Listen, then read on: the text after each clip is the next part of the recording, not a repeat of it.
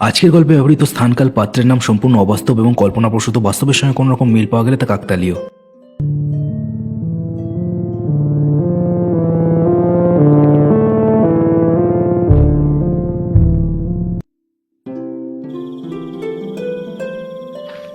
শীত চলে যাওয়ার সময় হয়েছে।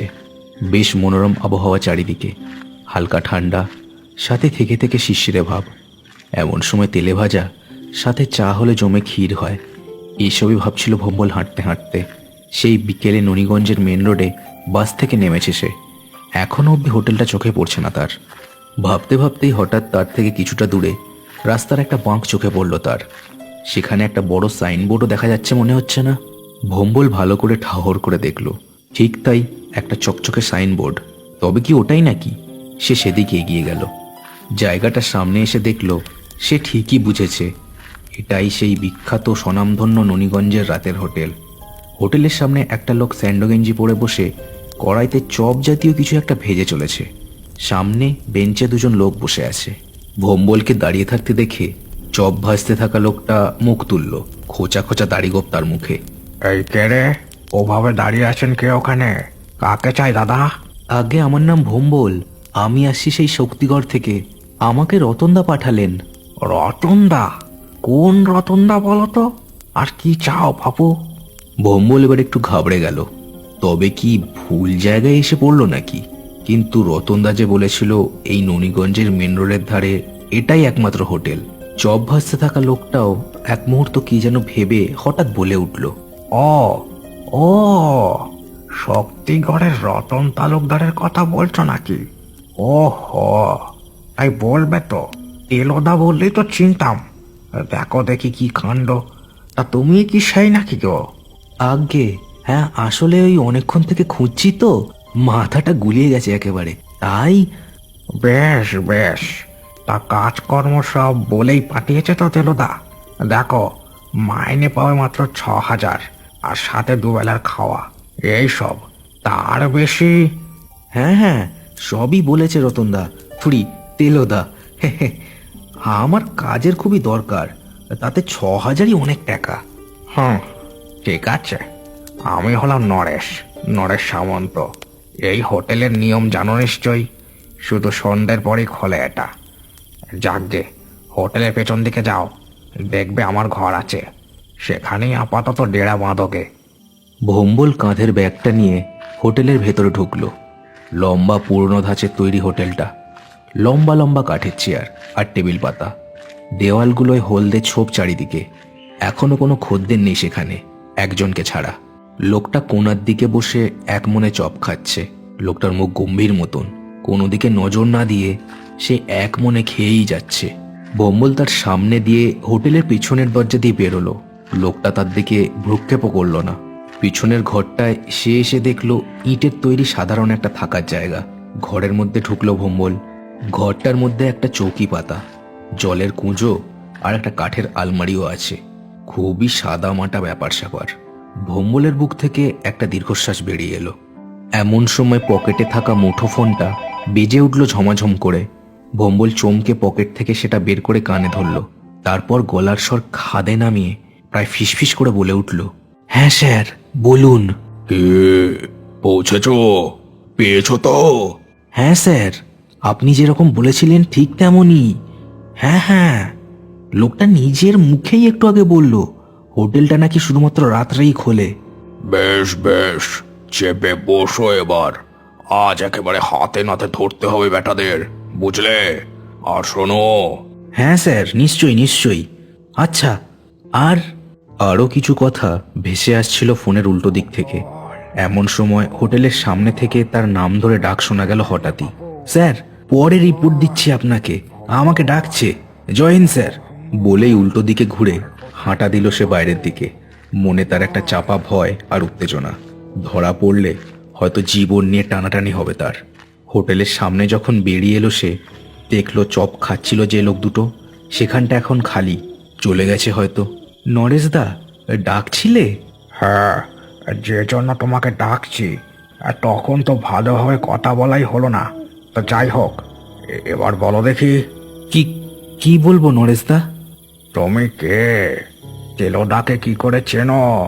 তোমাকে দেখে তো বড় ঘরের ছেলে মনে হচ্ছে। তা কি ব্যাপার, হঠাৎ এই হাই রোডের ধারে অখ্যাত ননীগঞ্জে কি করতে আগমন? হো বাবা, আজ 23 বছর লোকজন চড়িয়ে খাচ্ছি, মানুষ দেখলেই বুঝে যায় সে কোন বাড়ির। কি ব্যাপার, খুলে বলো। ভম্বল একটু আমতা আমতা করলো। লোকটা কি এরই মধ্যে তাকে সন্দেহ করছে নাকি? তবে কি এই লোকটাও? কি ব্যাপার বলো, নইলে কিন্তু কপালে চরম দুঃখ আছে তোমার বাপু। ইয়ে নরেশ দা, কি বলবো, আমি আসলে পড়াশোনা শেষ করে হাজারটা চাকরির পরীক্ষা দিয়েও পাশ করতে পারিনি, জানো তো। বাড়িতে বুড়ি মা আছে, তাছাড়া আর আমার কেউ নেই। তাই যা হোক একটা চাকরির জন্য তেলোদাকে বলেছিলাম, তিনিই বললেন আর কি। আহ, তা ওই জন্যই তেলোদা এখানে পাঠালেন, তাই তো? বেশ, থাকো তবে। যা বলবো সব রকম কাজই করতে হবে কিন্তু। আরে হ্যাঁ দাদা, কাজ নিয়ে কোনো রকম কোনো অভিযোগ আমার কোনোদিনও আসবে না। হ্যাঁ ঠিক আছে, কিছু মনে করো না ভাই। আসলে এখানে রাতে হোটেল দিই বলেই অনেক সমস্যার মুখে আমায় পড়তে হয়, তাই তোমাকে একটু মেপে নিচ্ছিলাম। যাই হোক, ভেতরে যাও, অর্ডারটা নিয়ে এসো। ভম্বল অবাক হয়ে গেল কথাটা শুনে। ভেতরে লোক কোথা দিয়ে আসবে যে তার অর্ডার নেবে? ভেতরে যদি কেউ ঢোকে তবে তো তাকে তার সামনে দিয়ে হেঁটে যেতে হবে, এটাই তো একমাত্র রাস্তা। নরেশ আবার তার দিকে চোখ তুলে তাকাতেই সে হন্তদন্ত হয়ে ভেতরের দিকে এগিয়ে গেল। ভেতরে ঢুকে সে অবাক হয়ে গেল। বেঞ্চে এদিক ওদিক করে 3 জন লোক বসে আছে, ধোপ দুরস্ত জামাকাপড় গায়ে সকলেরই। বেশ অবাক হলো ভম্বল, এতগুলো লোক ভেতরে ঢুকলো কি করে, আর কোথা দিয়েই বা ঢুকলো? সত্যি অবাক করার মতন বিষয় বটে। নতুন চিড়িয়া নাকি? তাও ভালো, আগের জন তো ভয়েই দৌড় দিয়েছিল। তা তোমার সাহস টাহস আছে তো বাপু? হ্যাঁ, কি বলছেন বুঝতে পারছি না। আপনারা ভেতরে কোথা দিয়ে ঢুকলেন? আর আগের একজন যে খাচ্ছিল সেই বা বেরোলো কোথা দিয়ে? লোক 3 জন একে অপরের মুখ চাওয়াচই করলো, চোখের ইশারায় যেন নিজেদের সামলে নিল তারা। ভম্বলের মাথা সত্যি গোলমাল হয়ে যাচ্ছে এবার। শোনো ছোকরা, আমরা এখানকার বাঁধাখদ্দের, বুঝলে? আমাদের চাওয়া আসা নিয়ে অত মাথা ঘামিও না। আমরা ঠিক এসে হাজির হই এখানে আড্ডা দিতে। এই রাতের হোটেলটাই তো একমাত্র বলতে গেলে আমাদের মেলামেশার জায়গা এখন। ভম্বল যেন আরো ঘেটে যায় এদের কথায়, দাঁড়িয়ে দাঁড়িয়ে মাথা চুলকোতে থাকে। যে কাজের জন্য এখানে ছদ্মবেশে এসেছে সে, সেটা করতে পারবে কিনা সেটা নিয়ে নিজের উপর সন্দেহ হতে থাকে তার। ওরে বাপু, হা করে দাঁড়িয়ে থেকো না। নরেশকে গিয়ে বলো যে ভুলোদা আর তার দলবল এসে পড়েছে, তবেই দেখবে ঠিক আমাদের অর্ডার তোমাকে দিয়ে দেবে। যাও দেরি করো না। ভম্বল একেবারে ভম্বলের মতোই নরেশের কাছে ফিরে চলল। এই হোটেলের আনাচে কানাচে যেন শুধুই রহস্য, কিন্তু এই রহস্যের গভীরতার কোনো তল যেন সে পাচ্ছে না। ভম্বল নরেশের কাছে গিয়ে দাঁড়ালো। নরেশ তখনও এক মনে চপ ভেজেই চলেছে, আগুনের তাপের ছটা পড়েছে তার মুখে। নরেশ দা, ভুলোদা বলে একজন এসছে আর বলল তোমাকে জানাতে। ভুলো তারা এসে পড়েছে, তা ভালো। ওই তো, ওরা 3 জনের সবাই 2টো করে বেগুনি আর মাছের চপ আর সাথে চা খায়। দাঁড়াও দিচ্ছি, দিয়ে এসো সব। ভম্বল ঘাড় নাড়ল শুধু, কেমন যেন গা শিরশির করছে তার। হোটেলটা মেইন রোডের ধারে হলেও বাস এখান অব্দি আসে না। চওড়া রাস্তার ওই ওপারে লোক নামিয়েই তাড়াতাড়ি সরে পড়ে। চারদিক একেবারে নিঝুম, যেন কোনো অজ পাড়া গায়ের মধ্যেকার রহস্য ভরা এক জগতে পা রেখেছে সে।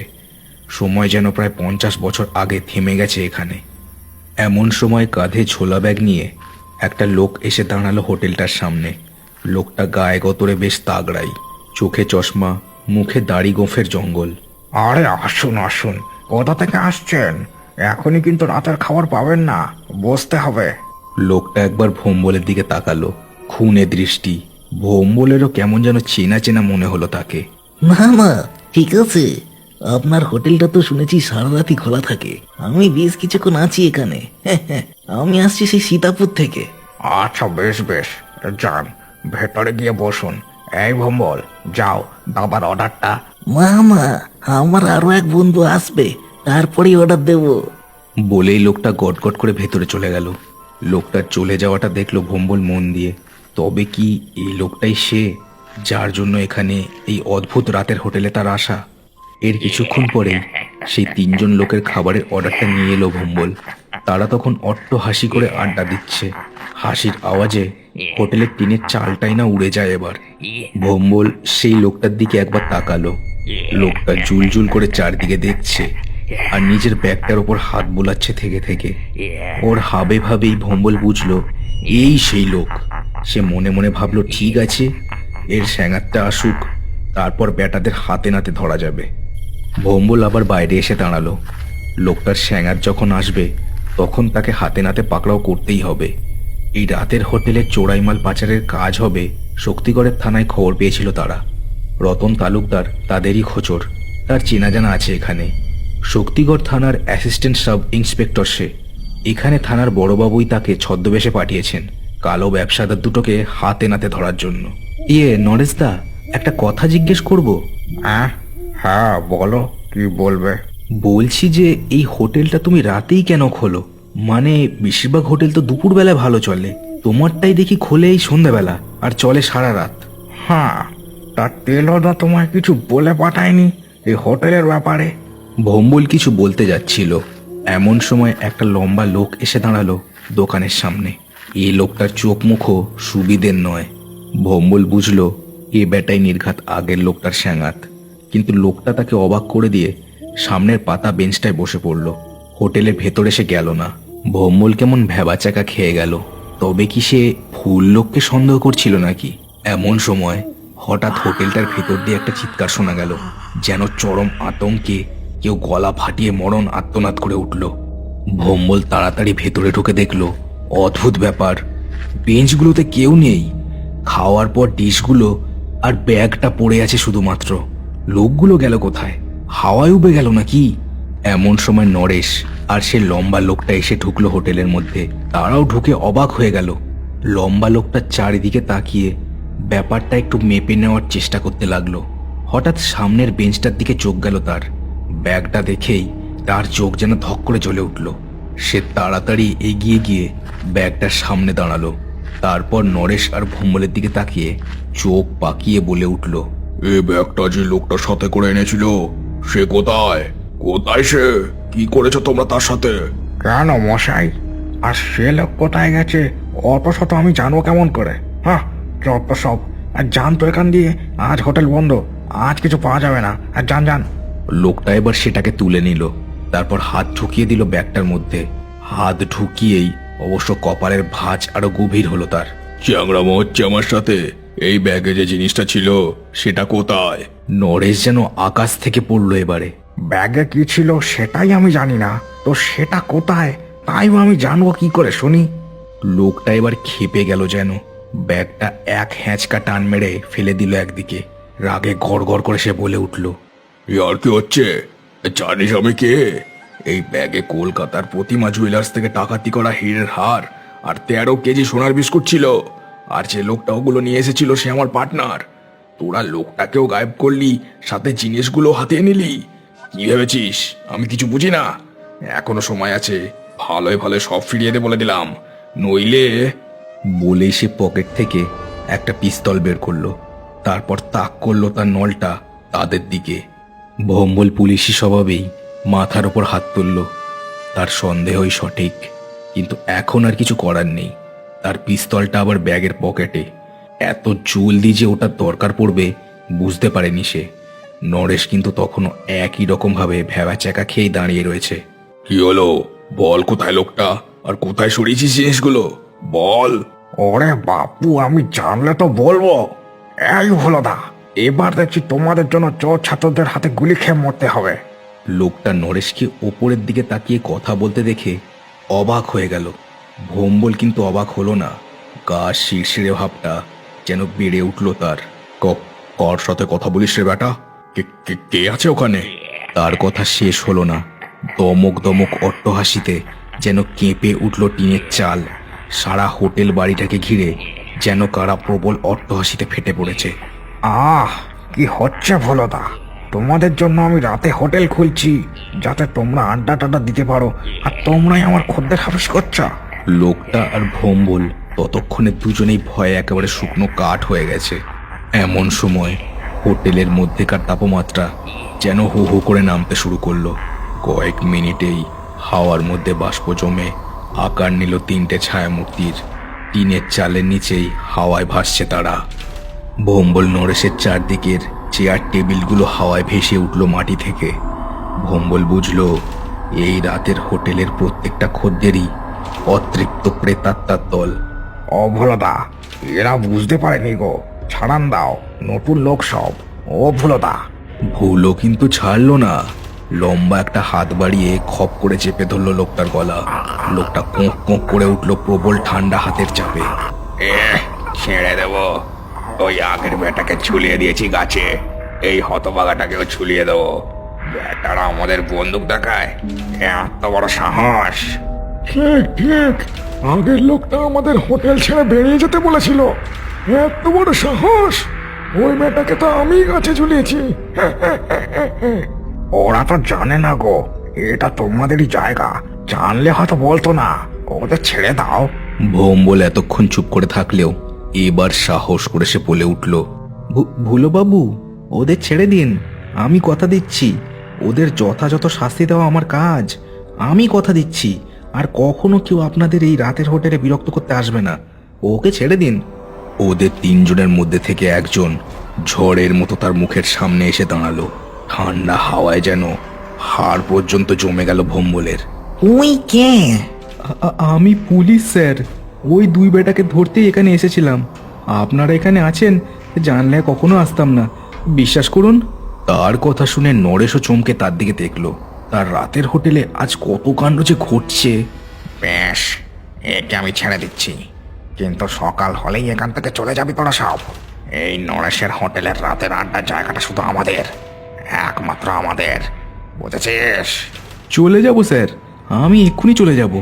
বলছি যে ওই ব্যাগের জিনিসগুলো কোথায় যদি আছে একটু যদি বলে দিতেন, নইলে আমার চাকরিটা। আবার হা হা করে অট্টহাসিতে ফেটে বলল সবাই। ঘরের বাতাস যেন কেঁপে উঠল আবার। ভুলো ছপাত করে ফেলে দিল লোকটাকে। হোটেলের পেছনের জমিতে দেখি। কথাটা বলতে বলতে হাওয়ায় মিলিয়ে গেল মূর্তিগুলো। টেবিলগুলো কয়েক মুহূর্ত পরেই ঝপ করে এসে পড়ল মাটিতে। তারা দুজনে পাথরের মতো দাঁড়িয়ে রইল সেখানে। ধীরে ধীরে ঝিঝির ডাকও আবার শুরু হলো। নরেশবাবু, ওরা কারা ছিল? নরেশ ভাবলেশহীন মুখে তার দিকে তাকালো, যেন কিছুই হয়নি।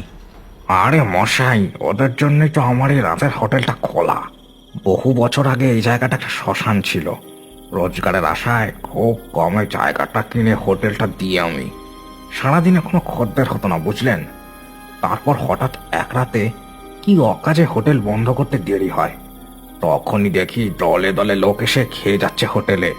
টাকা পয়সা চাইতে হয় না, ক্যাশ বাক্স ঝপাঝপ ভরে যায় নিজে নিজে। তখনই বুঝেছিলাম এরা কারা। আমি ওদের দেখি, ওরা আমাকে দেখে। দিব্যি আছি, বুঝলেন তো।